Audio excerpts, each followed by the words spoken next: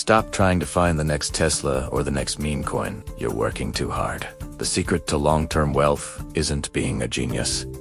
It's being consistent. I use a lazy 80/20th strategy that takes me 10 minutes a month to manage and beats 90% of professional traders. I'm going to show you exactly how to set it up today, using the big 3 ETFs. Let's get your time back. If you want a dividend portfolio but don't want to spend hours researching stocks, you need these 3 pillars. First is SCHD, Schwab US Dividend Equity ETF.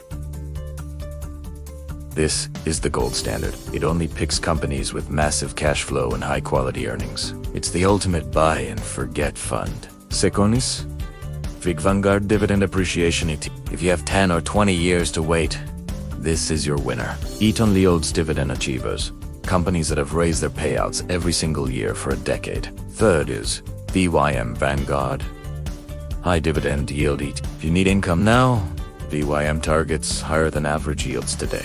It's a great way to start seeing real cash in your account immediately. Pick one as your core.